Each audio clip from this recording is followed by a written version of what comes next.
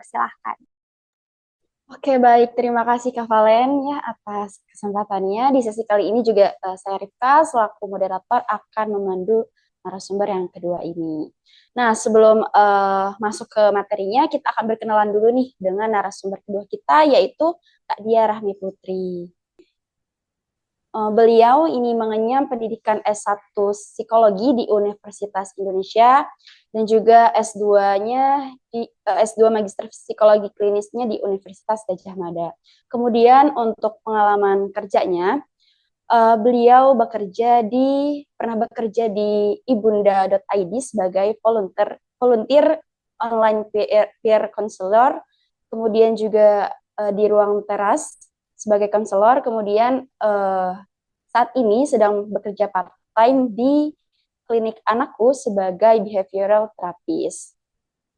Kemudian juga ada penelitian yang beliau lakukan.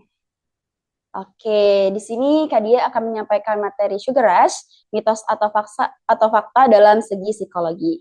Tanpa berlama-lama lagi, mungkin kita langsung panggil saja pemateri hebat kita yaitu Kak Dia. Halo Kak Dia, apakah sudah berada di ruang Zoom? Ya. Halo, selamat sore. Halo, sore Kak. Gimana nih kabarnya Kak Dia? Baik, Alhamdulillah ini suara saya terdengar ya jelas. Terdengar jelas Kak. Oke, Alhamdulillah. Semoga sehat selalu ya Kak. Gimana nih Kak perasaannya untuk menjadi pemateri sebentar lagi nih? Um, Tadi lumayan tercerahkan di bagian medisnya, di biologisnya. Jadi semoga materi selanjutnya bisa melengkapi materi yang tadi sudah disampaikan Dokter Yudi. Oke, baik. Sudah siap nih Kak untuk memaparkan materi? Siap, insya Allah. Oke, baik. Karena Kak Dia juga sudah siap untuk memaparkan materinya, mungkin waktu dan layar saya persilahkan untuk Kak Dia. Oke. Tadi kita sudah, Dokter Yudi sudah membahas tentang uh, dari mitos sugar rush itu di bagian sugarnya ya. Jadi bagaimana gula itu mempengaruhi mungkin perilaku kita atau mempengaruhi tubuh kita dan kesehatan kita. Nah, saya akan mencoba membahas di bagian perilakunya di mitos yang mengatakan bahwa kalau kita makan gula, kita jadi pecicilan. Nah, pecicilannya ini nih yang mau dibahas di materi kali ini. Di sini presentasinya fokus ke anak, tapi secara prinsip mungkin kita juga bisa nih lihat di diri sendiri gitu. Nah, perilaku hiperaktif itu apa penyebabnya, pemicunya, dan apa yang bisa dilakukan.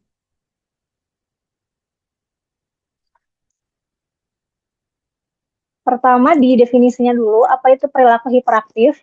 Perilaku hiperaktif adalah kondisi di mana seseorang melakukan aktivitas motorik pada konteks yang tidak sesuai, atau adanya kesulitan untuk tenang, jadi merasa restless yang melebihi batas wajar dari usia individu yang terlibat. Nah, jadi di sini poinnya adalah konteksnya tidak sesuai, lalu juga melebihi batas wajar dari usianya. Jadi misalkan uh, perilaku hiperaktif untuk anak dan perilaku hiperaktif untuk dewasa itu beda gitu. Jadi kalau untuk dewasa segini udah hiperaktif, sedangkan untuk anak segini masih wajar. Seperti itu. Lalu alasannya kenapa? Beberapa alasan yang menjadi dasar perilaku itu umumnya antara lain tahap perkembangan, lalu yang kedua ada stimulus di lingkungannya, jadi pemicu dari eksternal ataupun internal, lalu juga uh, ada suatu kebutuhan atau rasa tidak nyaman, lalu juga mungkin perilaku hiperaktif ini dilakukan untuk tujuan tertentu gitu, dilakukan untuk mencapai sesuatu. Lalu yang terakhir ada kemungkinan bahwa perilaku aktif ini disebabkan oleh sebab-sebab biologis ataupun sebab medis. Nah, untuk tahap perkembangan, aspek-aspek yang mempengaruhi perilaku aktif ini ada aspek fisik, yaitu kemampuan dan koordinasi motorik. Jadi ketika seseorang mulai memiliki kemampuan motorik tertentu, dia akan melakukan aktivitas tersebut gitu dengan lebih banyak. Misalnya anak baru belajar lompat, dia akan lebih sering lompat. Anak baru belajar merangkak, dia akan lebih sering merangkak. Lalu untuk kognitifnya atau otak, itu ada peran dari dorongan motivasi eksplorasi dan juga rasa penasaran. Jadi ada penelitian yang menjelaskan bahwa anak di usia yang masih kecil, jadi usia 3 tahun, 5 tahun itu pengambilan keputusan itu berdasarkan pada eksplorasi terhadap hal-hal baru dan juga rasa penasarannya. Sedangkan begitu seiring berjalannya waktu, seiring dengan perkembangannya, dia bisa mengambil keputusan yang lebih bertujuan, yang lebih memiliki pola yang sistematis seperti itu. Lalu yang ketiga ada aspek psikologi dan sosial. Jadi dalam tahap perkembangan sepanjang hidup kita memiliki tema-tema psikologis yang khas gitu pada masanya. Nah, menurut teori Erikson di sini anak usia 3 sampai 6 tahun itu sedang berada di konflik inisiatif versus guilt. Jadi dia itu sering ingin mencoba hal baru, ingin melakukan hal baru, ingin jadi mungkin itu menjadi hal yang membuat dia lebih banyak beraktivitas. Begitu juga di usia 6 hingga 12 tahun di mana dia sedang berada di isu industri dan inferiority. Jadi dia ingin berkarya, ingin melakukan hal-hal baru seperti itu. Nah, berdasarkan guideline aktivitas fisik dari WHO, World Health Organization, anak usia 1 sampai 3 tahun itu dianjurkan untuk memiliki 3 jam aktivitas fisik harian. Nah, aktivitas fisik ini eh, dari aktivitas fisik yang ringan hingga yang berat. Selain itu, juga dianjurkan untuk memiliki 60 menit aktivitas fisik yang berat.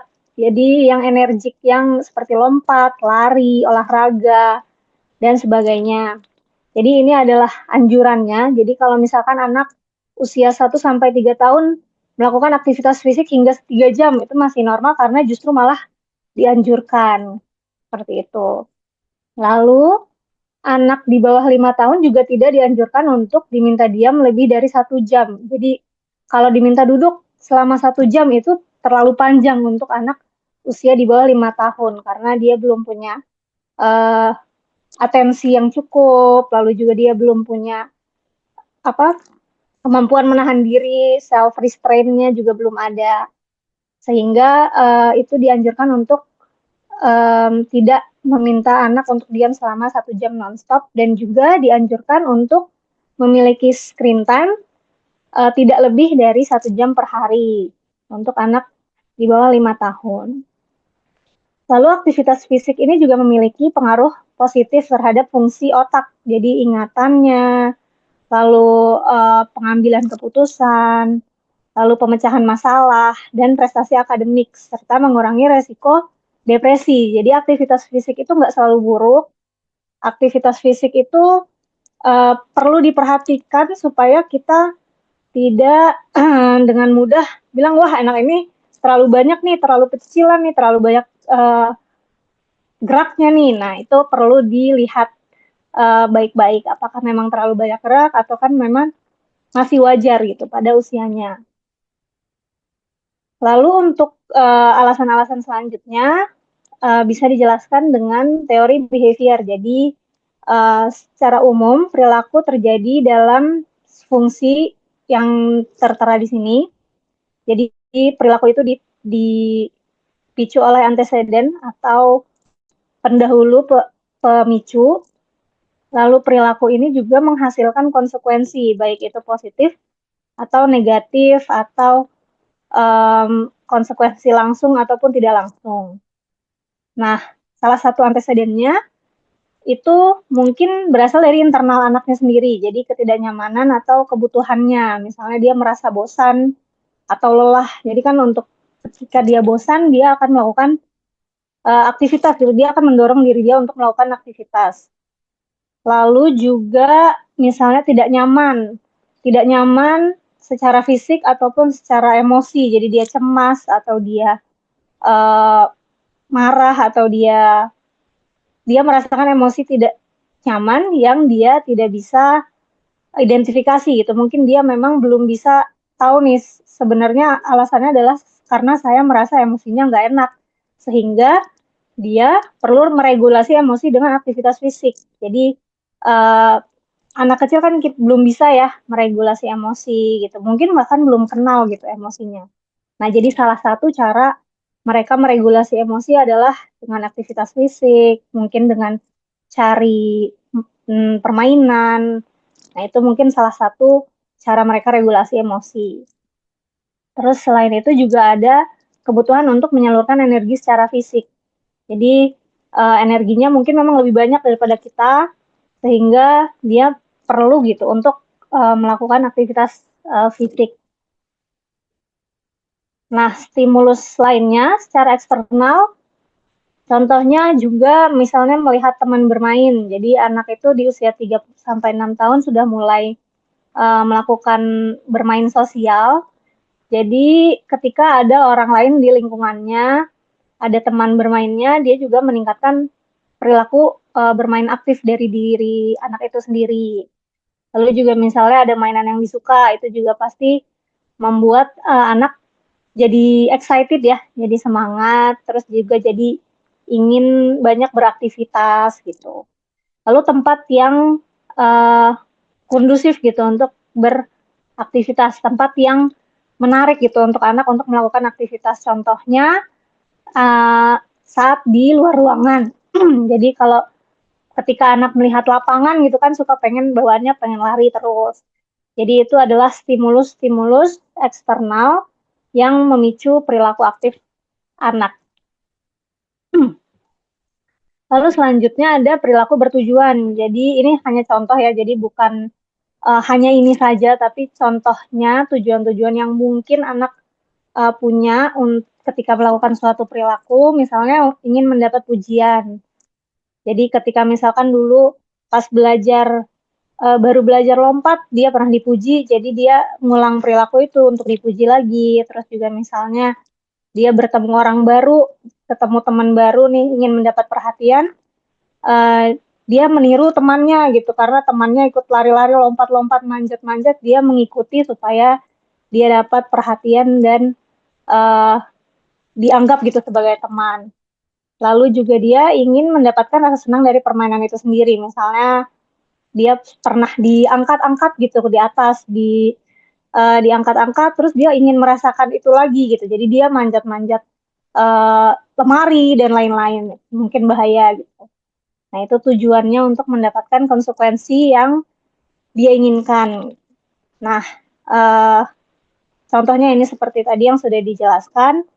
Jadi, misalnya waktu itu dia melihat di sofa, diajarkan untuk lompat, lalu konsekuensinya dipuji. Jadi, setiap dia lihat sofa, dia jadi ingin lompat gitu, karena untuk dipuji lagi. Nah, ini kan mungkin ini sebetulnya kita tidak bermaksud gitu ya. Kita tidak bermaksud kamu kalau lihat sofa harus lompat gitu kan, nggak bermaksud kayak gitu. Tapi anak mengasosiasikan si sofa ini dengan pujian seperti itu. Jadi kadang terjadi asosiasi yang kita tidak harapkan gitu.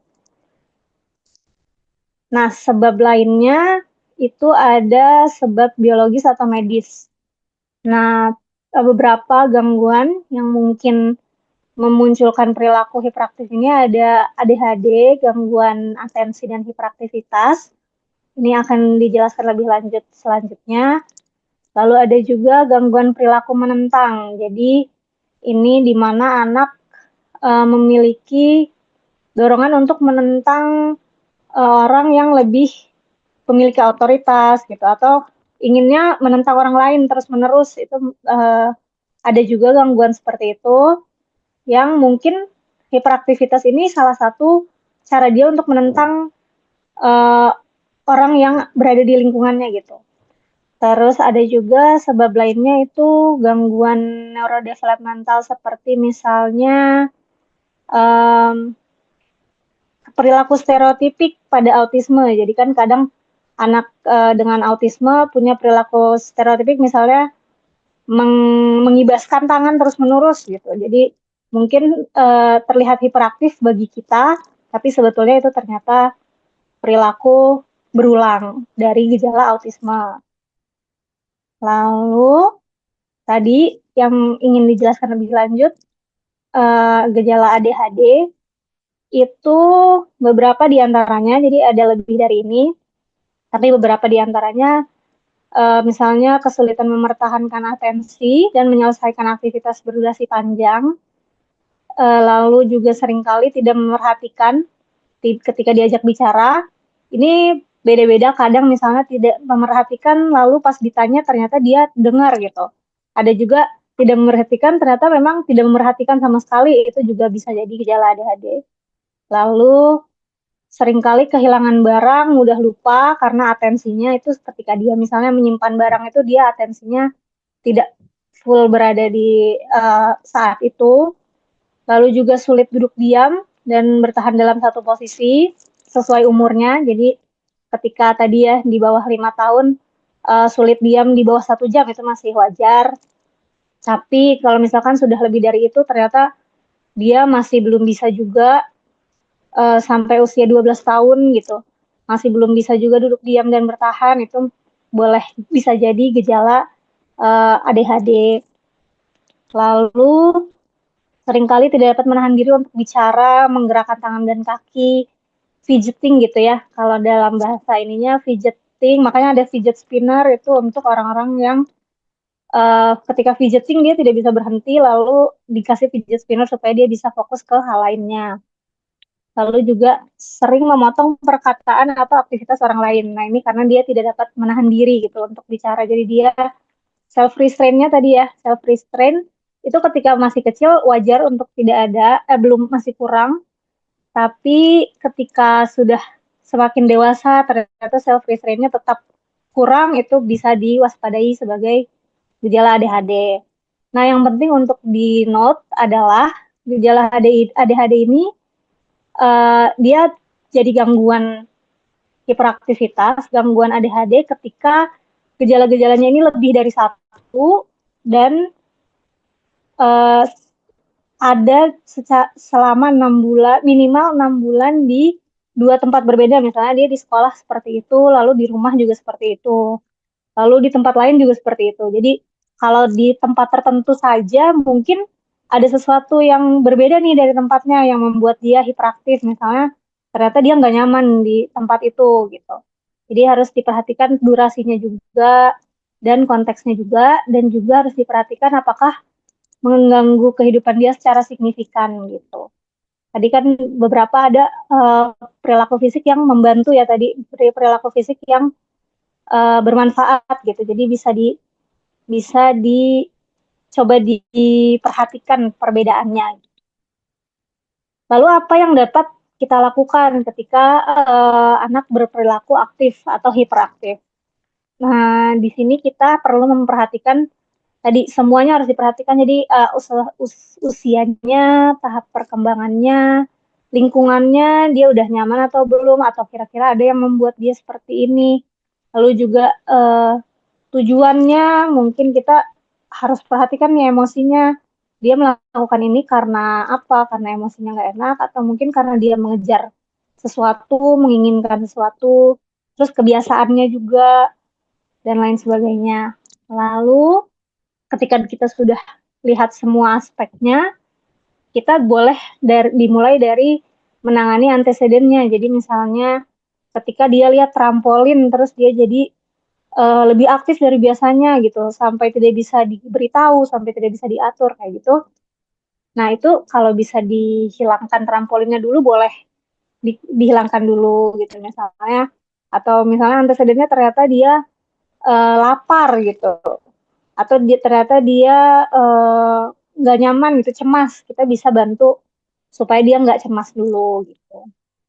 Nah terus kalau misalnya antecedennya sudah coba diatasi, tapi misalnya atau misalnya untuk kita tahu anteseden itu menimbulkan perilaku dia, nah seperti itu, nah next time-nya selanjutnya kita bisa terapkan sistem atau aturan supaya dia tidak berperilaku seperti itu lagi gitu di dalam setting yang dia berperilaku terlalu aktif gitu. Jadi bisa bikin aturan misalnya atau bisa uh, beri ekspektasi gitu. Jadi habis ini kita akan ke tempat ini. Nah, nanti ada trampolin.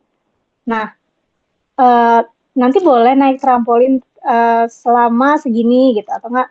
Tapi kalau diajak makan, makan ya gitu misalnya. Jadi ada kita buat antisipasi sebelum hal itu terjadi gitu. Lalu kalau misalkan tadi dari gejala-gejala yang ada, lalu dari tahap perkembangannya, terus ternyata secara lingkungan juga sebenarnya di lingkungan nggak ada apa-apa yang salah gitu. Lalu ternyata perilakunya tidak sesuai dengan perilaku anak-anak seusianya, itu boleh dibawa ke dokter atau ke psikolog gitu, supaya diperiksa dengan uh, lebih lebih mendalam gitu ya, untuk dilihat apakah ini gangguan atau mungkin uh, ada masalah tertentu.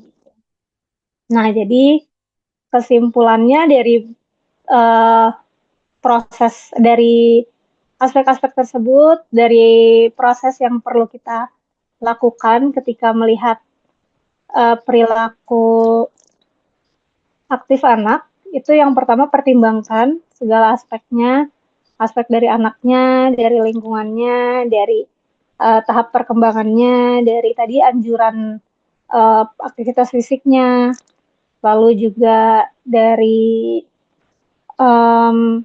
tadi gejala-gejalanya, lalu berusaha pahami anak secara emosi, secara tujuan perilaku, lalu setelah itu atasi dan antisipasi seperti itu. Kira-kira sekian materi dari saya. Mohon maaf kalau misalnya terlalu cepat atau mungkin kalau ada yang merasa perlu diulang atau ada yang mau ditanyakan, boleh ditanyakan. Begitu. Terima kasih. Ya, terima kasih banyak Kak Dia atas pemaparan materinya. Sangat menambah pengetahuan dan wawasan sekali ya terkait perilaku hiperaktif pada anak, baik itu penyebabnya, pemicu, dan juga bagaimana kita merespon perilakunya.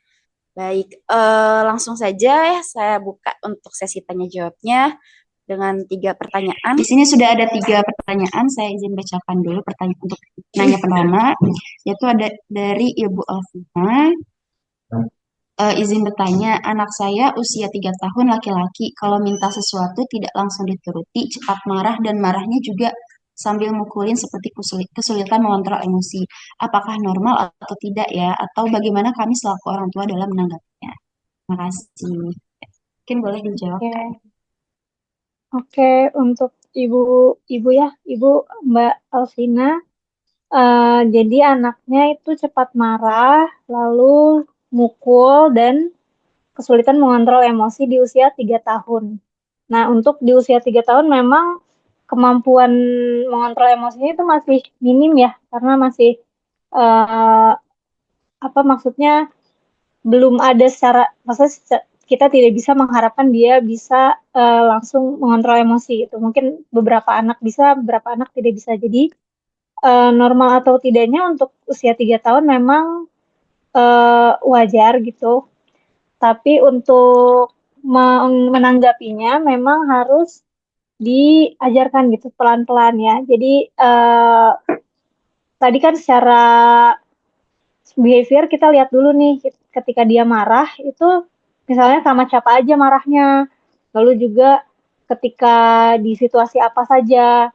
Lalu tadi mungkin dia ketika dia marah dan mukul itu misalnya diturutin atau enggak.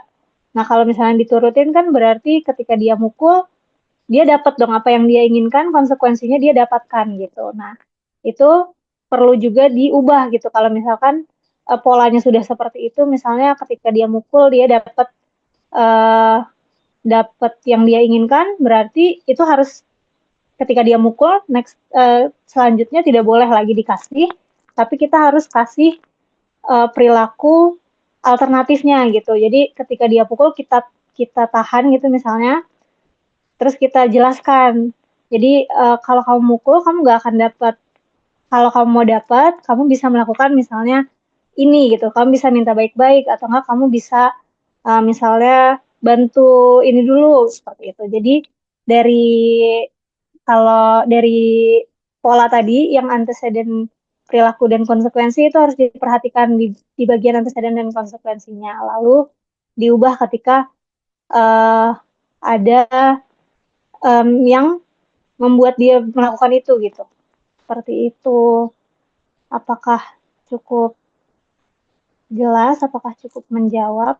Jadi mungkin diperhatikan dulu kebiasaannya secara perilaku tadi, lalu diubah polanya seperti itu. Baik, baik. Alhamdulillah kalau cukup menjawab. Oke, dari Ibu Alvina sudah terjawab ya. Dilanjut lagi mungkin ke pertanyaan kedua, Kak Dia. Dari Ibu atau Bapak Rahel mungkin ya. Bagaimana peran pola asuh orang tua dalam membentuk kebiasaan anak terhadap makanan manis? Apakah pemberian gula bisa berdampak pada kemampuan anak mengatur emosi atau menunda keinginan? Silahkan dijawab, Kak Dia.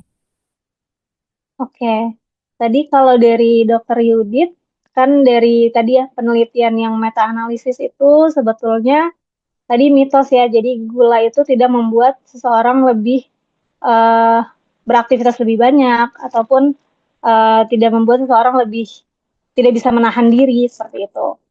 Nah, yang perlu diperhatikan untuk emosi dan menunda keinginan tadi mungkin tadi ya mungkin pola komunikasi di rumah gitu. Apakah dia perlu marah dulu nih sampai kita bisa dengerin dia, sampai kita mau dengarkan dia, itu juga mungkin salah satu faktor, atau mungkin ketika dia nangis baru kita lebih perhatian gitu. Itu juga mungkin salah satu faktor, atau faktor-faktor lainnya itu secara pola asuh sangat berpengaruh gitu terhadap mengatur emosi dan menunda keinginan. Lalu kalau untuk dalam membentuk kebiasaan anak, tadi juga mungkin Dokter Yudit udah sempat jelasin ya. Jadi mungkin kalau mau diubah ke mengurangi makanan manis, bisa diberi penjelasan ke anaknya, atau mungkin di transisi perlahan-lahan. Jadi misalnya tadi sekarang kita mulai ke uh, susu yang lebih yang less manis ya, lalu misalkan dikurangi tidak secara langsung gitu, jadi secara bertahap, misalnya dia minum minuman manis seminggu 3 hari, nah lalu dikurangi dulu seminggu 2 hari, lalu seminggu 1 hari, lalu ketika kita mau mengajarkan itu juga ada baiknya mungkin memberi tadi konsekuensi yang enak, yang menyenangkan gitu untuk anak, misalnya pujian, atau misalnya um, karena tapi pujiannya juga harus jelas gitu kenapa dia mendapatkan pujian itu gitu, misalnya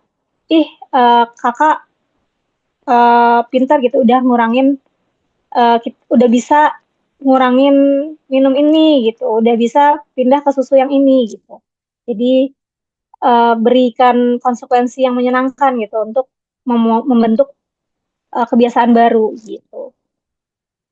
Apakah cukup menjawab untuk Kak Rachel? Ya, bagaimana Ibu Rahel? Apakah sudah terjawab? Izin mau menambahkan sedikit, boleh Kak Dia Boleh, boleh. dan Kak Rifka? Boleh Kak Rifka? Boleh. Oh ya, tadi pertanyaan Bu Rahel ini mengingatkan saya, jadi beberapa waktu lalu saya juga sempat baca sebuah jurnal gitu. Jurnal ini menarik. Dia fokusnya itu sebenarnya bahasannya sugar rush juga, tapi pada anak gitu ya. Benar nggak sih mitos sugar rush itu kepada anak? Tapi dia mengambil penelitiannya itu settingannya adalah party. Jadi ada sekelompok anak mereka diberikan kalau lagi pesta ulang tahun itu kan banjir karbo ya, banjir makanan, wah gitu kan, manis-manis dan segala macamnya gitu, dan hype banget biasanya.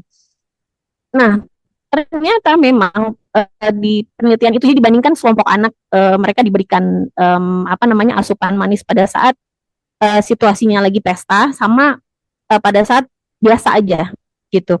Ternyata memang perilaku anak-anak yang mereka mendapatkan camilan manis di saat pesta itu mereka jadi cenderung lebih aktif dibandingkan dengan yang mereka tidak dalam suasana yang pesta. Jadi saat itu disimpulkan ya dari penelitian tersebut bahwa ini multifaktorial banget. Bukan berarti dari asupan atau camilannya, tetapi eventnya. Eventnya itu yang event pestanya itu di mana mereka senang, mereka ketemu dengan teman, mereka bermain dan sebagainya. Itu yang kemudian membuat si anak berperilaku lebih aktif daripada biasanya. Jadi ternyata berbeda suasana, treatmentnya sama, perilaku anak berbeda. Jadi disimpulkan di situ tidak bisa kita mengambil memang hanya si asupan atau camilan manis yang kaya gulanya ini yang kemudian apa namanya mengubah perilaku anak jadi lebih aktif gitu. Mungkin itu tambahan karena tadi remind gitu ya dari Bu Rahel gitu pertanyaannya pemberian gula bisa berdampak pada kemampuan anak mengatur emosi atau menunda keinginan atau ada kebiasaan-kebiasaan tertentu. Nah itu mungkin apa perlu ditelaah lebih lanjut ya mungkin ya Kak Dia ya. Jadi pada saat itu eventnya seperti apa, momennya seperti apa itu juga harus dipertimbangkan. Mungkin seperti itu tambahan dari saya. Terima kasih. Terima kasih Dokter Yudit. Kalau boleh saya nambahin juga, jadi tadi ya kalau misalnya di pesta itu mungkin tadi mungkin bukan masalah gulanya, bukan masalah level gulanya, tapi masalah di anak ini memandang makanan manis sebagai reward gitu. Jadi dia merasakan tadi banjir reward gitu. Jadi dia lebih aktif karena dia seneng banget nih, karena dia lagi seneng banget bisa makan yang manis-manis kayak gitu. Jadi mungkin aktifnya karena dia senang gitu. Jadi bukan karena gulanya, tapi karena situasinya gitu dan karena itu adalah konsekuensi positif gitu untuk dia. Seperti itu mungkin. Ya, baik. Terima kasih Kak Dia dan Dokter Didit atas jawabannya nih. Ya, Ibu Rahel juga sudah menjawab. Semoga terjawab pertanyaan. Baik, kita lanjut ke pertanyaan selanjutnya. Dan juga sebagai penutup ya, pertanyaan terakhir dari Ibu Ilmia. Pertanyaannya, izin tanya, apakah istilah hiperaktif itu selalu dikaitkan dengan seseorang yang memiliki gula berlebih? Lalu jika anak terdampak seperti itu, bagaimana cara menanganinya, Kak? Dan apakah bisa terjadi pada remaja atau dewasa juga? Lalu apakah sugar rush itu bisa berdampak lebih daripada hiperaktif itu sendiri? Ya, mungkin boleh dijawab, Kak ya. Baik. Jadi mungkin ini serupa dengan jawaban sebelumnya, tapi kalau mungkin bisa ditambahkan, dokter di mana saya pernah bekerja juga di klinik itu memang jarang sekali memberi misalnya diet gitu untuk anak yang misalnya autis atau hiperaktif itu jarang memberi misalnya tidak boleh makan coklat gitu atau misalnya harus mengurangi gula gitu karena tadi ya mungkin karena dari penelitian-penelitian itu tidak didapatkan hubungan secara langsung gitu dari makanan-makanan tersebut. Jadi tidak selalu hiperaktif itu karena gula berlebih dan bahkan secara penelitian memang dia tidak punya hubungan langsung gitu, tapi lebih ke hubungan tidak langsung dari tadi circumstances dari apa situasi-situasi ketika si makanan manis itu diberikan, situasi ketika dia meminta makanan manis itu gitu. Jadi lebih ke situnya. Jadi ke perilaku di mana si makanan manis itu berada gitu. Seperti itu mungkin. Jadi itu yang mungkin perlu diperhatikan terkait sugar rush dan perilaku hiperaktif. Seperti itu. Oke, terima kasih Kak Dia atas jawabannya. Bagaimana Ibu Ilmia? Apakah sudah terjawab? Baik, dari Ibu Ilmia sudah. Terima kasih Ibu Ilmia atas pertanyaannya. Mungkin karena sudah juga ada yang bertanya, Terima kasih Kak Dia atas pemaparan materinya, juga terima kasih Terima untuk kasih. Bapak Ibu eh, yang sudah bertanya. Semoga sudah terjawab semuanya. Mungkin apakah ada sesi penutup dulu dari Kak Dia atau sudah cukup? Dari saya sudah cukup. Oke, Terima baik. kasih. Ya, terima kasih Kak Dia. Karena untuk materi sesi kali ini juga sudah selesai, mungkin saya akan panggilkan kembali Kak Valen untuk bergabung bersama kita. Baik, halo Bapak, Ibu, dan kakak-kakak semua. Tidak terasa ya, kita sudah sampai di penghujung kegiatan webinar hari ini. Semoga dari materi yang disampaikan oleh Dr. Yudit dan juga dari Kak Diah, itu bisa bermanfaat bagi diri kita maupun bagi lingkungan dan orang-orang di sekitar kita. Amin. Lalu juga saya juga ingin mengingatkan kembali bahwa Homeschooling Insan Daniswara akan mengadakan kegiatan open house yang dilaksanakan pada hari Sabtu tanggal 8 November 2025 besok ini di gedung Homeschooling Insan Daniswara. Bagi Bapak, Ibu, dan kakak-kakak semuanya yang berminat, kami tunggu kehadirannya di Homeschooling Insan Daniswara. Betul sekali. Selain itu, jika ada yang ingin ditanyakan lebih lanjut lagi mengenai homeschooling insan Daniswara dan juga mengenai hal-hal lainnya, Bapak, Ibu, dan Kakak bisa menghubungi nomor customer service kami yang dikirimkan melalui room chat di Zoom. Mungkin juga bisa di-save terlebih dahulu, siapa tahu nanti akan ada pertanyaan yang tiba-tiba muncul dan ingin ditanyakan kepada kami. Seperti itu.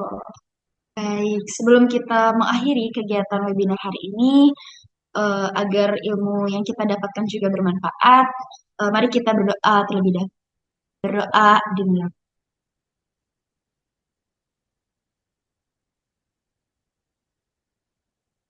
Doa selesai. Saya Rifka Malika Fatali. Dan saya Valen Narulita Putri Setiawan, selaku MC memohon maaf atas kesalahan yang disengaja maupun tidak disengaja pada kegiatan webinar ini. Kami izin undur diri, semoga kita bisa bertemu kembali di webinar selanjutnya ataupun di seminar offline yang akan diadakan oleh Homeschooling Insan Daniswara. Sekian, terima kasih. Wassalamualaikum warahmatullahi wabarakatuh.